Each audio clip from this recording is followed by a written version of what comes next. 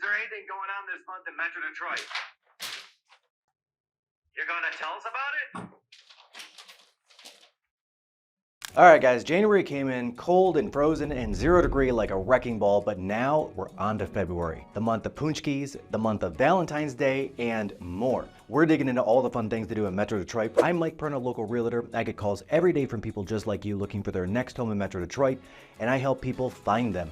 Call me when you're ready to take a look for a home. I've got your back. And hang out till the end. There's a really cool out-of-the-box event coming up in Northern Michigan that I just think it's a lot of fun. All right, we're starting the month out with concerts. Right out the gate, I've got Ben Sharkey playing at the Willis Show Bar on February 2nd, and you guys know he is one of my favorites. He will do a lot of stuff, including the chairman of the board himself. He redoes a lot of lounge singers, including Frank Sinatra, and he brings his own flavor and his own music to the stage. Next up, I've got Portugal the Man over at the Royal Oak Music Theater on February 16th. I'm not missing that one. I've got Blake Sheldon coming to the Little Caesars Arena February 23rd. I will, in fact, be missing that one. No desire for that. I've got Blue Oyster Cult coming to the Royal Oak Music Theater February 25th. Yeah, if somebody gives me tickets, I might go. For comedy, we've got Marlon Wayans playing the Soundboard Theater February 1st.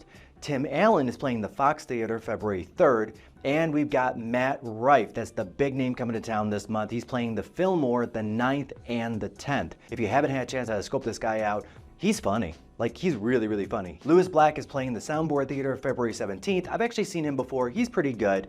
I'd still pick Matt Rife. All right, Broadway in Detroit, Wicked is still running. It started back on January 24th and closes out their last show on February 18th at the Detroit Opera House. Not the Fisher this time. I was actually really surprised. It's a little bit smaller of a theater, but if you haven't been to the Detroit Opera House, it's a great opportunity. If you haven't seen Wicked, you gotta go see Wicked. I mean, not to give it away too much, but like the good witch is actually maybe not always the good witch, and the bad witch is not necessarily the bad witch, but she's green. So, you know.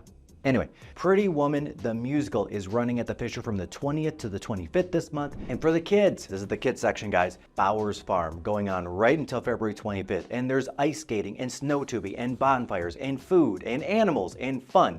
And that's located right here in Bloomfield Hills. The family membership is the best deal going at $85 for 2 adults and up to 4 kids. And it doesn't matter if there's snow or not, tubing is on like Donkey Kong. They make their own snow there, guys. The Plymouth Ice Festival is running February 2nd to 4th, which is my favorite of the Ice Fest. It's also the largest free ice festival in North America. There's going to be over 60 sculptures, live ice carving, food, music, and bonfires throughout the weekend. This is a cool event. Over 75,000 people attend yearly. Over in Royal Oak, they're having their own Winter Blast Festival from the 2nd to the 4th with live music, free ice skating, ice sculptures, a snow slide. You can learn to ski or snowboard. There's a zip line, and of course all the great food in downtown Royal Oak. So the Winter Blast originally started in 2005 when Detroit hosted the NFL, and now it moved from downtown Detroit up to Royal Oak, which was a great move. Great Lakes Comic-Con, one of my favorite Comic-Cons, coming February 23rd and 24th at the Macomb Community Center in Warren. Tickets are $20 per person, $40 for VIP, and this year's guests are the legendary Honky Tonk Man WWE, Noah Hathaway, who played Atreyu from Never Ending Story. Never Ending Story. Na na na na na na na na. Okay, that song's stuck in my head now. And we've got Keith Pollard from Spider-Man, Thor, and of course the Fantastic Four. For the adults, the RV and Camping Show, the 58th annual RV and Camping Show, has hundreds of tourable RVs and pop-ups and travel trailers and fifth wheelers and motorhomes and haulers. Tickets are $12 for adults. Children 12 and under are free, and parking is $10, so you might want to carpool. Fat Tuesday is coming, known outside of Metro Detroit as Mardi Gras. Quick history, Fat Tuesday is the day that Polish Catholics like myself run through all the sweets and lard and sugary foods in the house before Lent starts, and they give all that up. This year it's on February 13th. Super unfortunate because it's the day before Valentine's Day, not after this year. Saturday the 10th, there's a Fat Tuesday 5K run, which is not enough to work off just one Paczki. Each one's 400 to 600 calories for the crappy ones you pick up at Dunkin' Donuts or Kroger or Meijer. The good ones are up to or over 1,000 calories each. And guys, you want to get the good ones. So we're going to talk about that in a second. Tuesday itself, you got to get down there to get a genuine Paczki, a real bakery, fresh, local made Paczki. Order ahead for pickup, or you're going to be waiting in lines for upwards of 2 or 3 hours from the real deal places. And I've done that before. Here are my top authentic places to grab them from.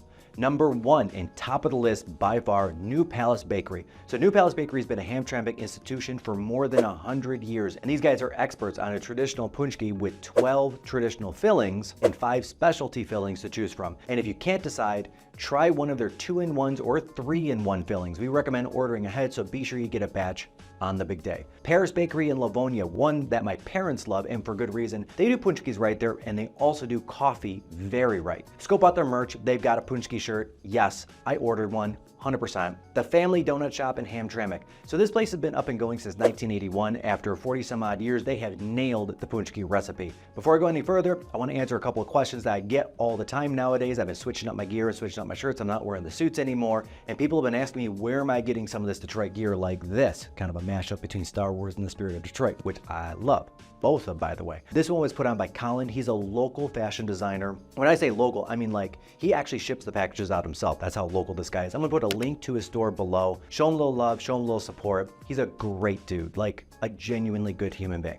All right, there are 15 more places around Metro Detroit and Ann Arbor. I'm gonna put in the February blog and also our History of Fat Tuesday blog link below as well. So scope some of those places out, they're all great. Valentine's Day is the very next day. All right guys, listen up. Get the flowers, buy the chocolate, make reservations for a nice dinner. So here are my top spots I would book 100% in Metro Detroit. I would book Basan here.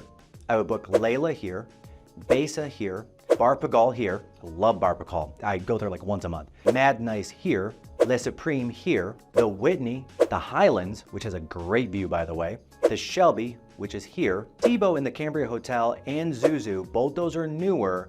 Zuzu is amazing. I went for the first time the other day, gotta get there. If I'm booking in the suburbs, I start with the Dachi in Birmingham. It's a really cool old house, a lot of character, really cool sushi place. I'd book Tallulah in Birmingham. I'd book 160 Main in Northville. I'd book Orem in Ann Arbor or Mint 29 in Dearborn. Okay, those are my top picks. Guys, do with it what you will. In addition to that, there are 2 Valentine's Day pop-up bars that are pretty awesome. White's Distillery in Clawson do a great job. Scope that place out. And also Blitzen's on Bagley's that was Christmas-based and looks like this. It's pretty cool in there, right? Now, if you really want to kick it up a notch, move the celebration to the weekend, either before or after, and do a staycation at the Shinola Hotel, the Cambria, or the Westin downtown. Pair it with a show and dinner, maybe at Cliff Bell's or Willis Show Bar or a comedy show at Mark Ridley's.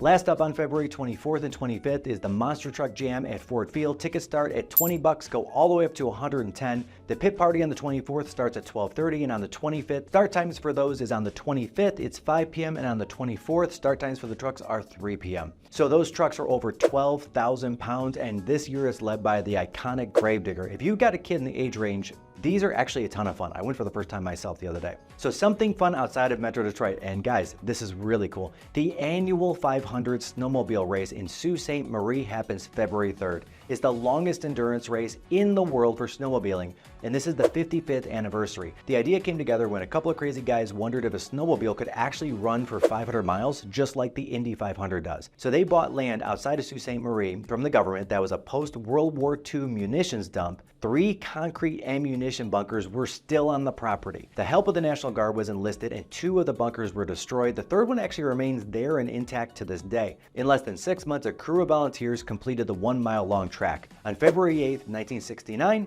the first I-500 was held with 47 qualifying drivers. At the time, there were no standard rules for snowmobile races of this type, so the I-500 committee adopted the rules of the Indy 500.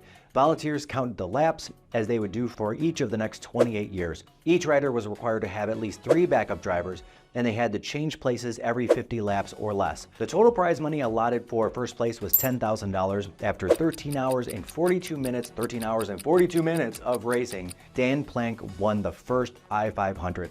Nowadays, most races are completing between 8 and 10 hours. Okay, that is your February roundup for all cool things to do at Metro Detroit. Guys, don't forget to subscribe if you haven't. Stay tuned, we've got some really cool stuff coming up, and if I can help you with your real estate needs, give me a call. I've got your back. My name is Mike Perna. See you on the next video.